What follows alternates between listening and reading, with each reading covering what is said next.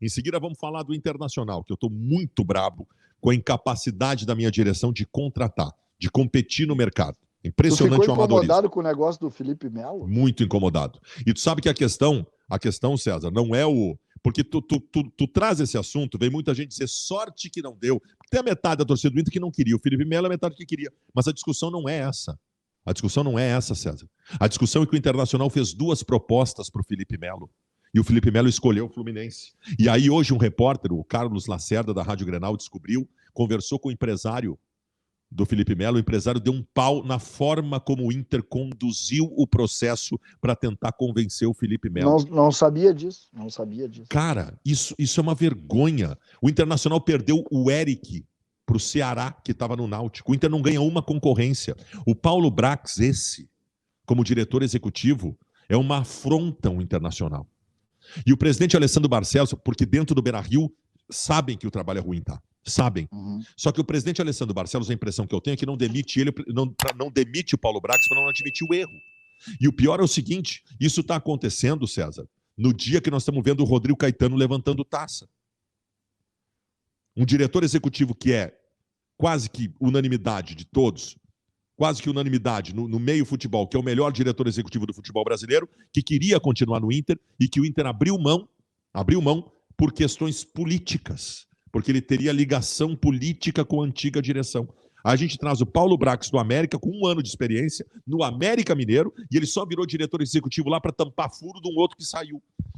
E o aí ano do Internacional é terrível em todos os âmbitos. A gente pode olhar o que aconteceu com o Grêmio 2020, né? Pode olhar o que aconteceu com o Inter em 2015. O Inter talvez tenha que fazer uma avaliação um pouco mais concreta do que aconteceu esse ano. Sem dúvida. Ô César, a discussão está muito... Senão a bomba vem ano que vem, né?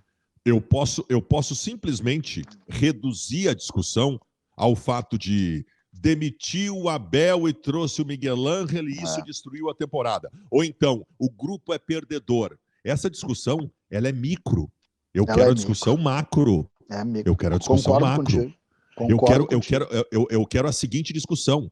O Internacional vai usar a narrativa do não tenho dinheiro para justificar a composição de um grupo ruim para a próxima temporada? O Internacional vai se abraçar nessa narrativa até quando? Eu gostaria de lembrar a todos que estão assistindo e a direção do Inter que o Inter só foi um clube rico na sua história em um período, de 2008 a 2014. Esse foi o único período que o Inter foi um clube rico. Em todo o resto da sua história, o Inter foi um time pobre, um clube sem dinheiro, e que formou grupos vencedores sem dinheiro. O Fernandão, em 2006, em 2004, quando ele veio para o Inter, ele estava acertado com o Flamengo. Não tinha nenhum motivo para ele vir para cá. O Flamengo ia pagar mais, era o Rio de Janeiro, que todo mundo ama, e era o Flamengo. O Internacional o Inter usou o Marabá, que era jogador do Inter, que tinha jogado com ele no Goiás. O Inter usou de todos os artifícios e trouxe o Fernandão. Isso é solução criativa. O Internacional em determinado momento, na década de 70, foi um dirigente, o Figueroa parou num voo de escala em Porto Alegre para ir para o Corinthians. O dirigente na escala em Porto Alegre levou uma mala de dinheiro para ele ficou no Internacional. Tu sabe quem é o dirigente, eu já te contei essa história. Tu já me contou essa história. Era teu tio, né? Meu avô. Teu avô. Meu avô, só que era lá em Montevidéu ainda. Foi lá essa história é boa. Pois é, cara. Então, assim, encontrem soluções. 10 mil pessoas simultâneas, César. Encontrem soluções. Legal. Eu tô chocado. Outra coisa. Mas esse é um ano difícil, César, porque estão readequando as coisas no Internacional financeiramente. O Internacional, no final de setembro, 44 milhões de reais de déficit no ano de 2021. Neste ano. Mas isso é coisa da gestão passada que estão pagando agora. Não. É 10 milhões de reais de multa para o Miguel Ángel Ramírez, né? É jogador jovem vendido a troco de banana. Então, assim, cara, eu não tenho nada contra o Alessandro Barcelos. Eu até admito que quando ele demitiu o Abel, eu passei uns 2, 3 meses com uma narrativa de raiva. Eu estava com raiva, eu estava espumando.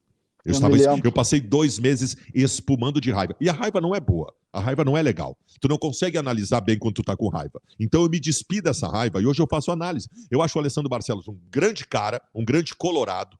Acho que ele dignamente e legitimamente é presidente do Internacional, só que o seu primeiro ano como presidente do Inter foi catastrófico. E eu tenho muito medo do que pode acontecer no ano que vem, César. Eu acho que tem que fazer a avaliação mais concreta. Sabe, da minha divergência, eu acho que falta jogador, né? O Inter precisa ter jogador, precisa ter projeto, precisa ter treinador, mas precisa um pouco mais de jogador. E acho que se Não, não tiver. precisa, mas eu acho Não que a vai. análise do que se tem e do que se precisa é muito importante também.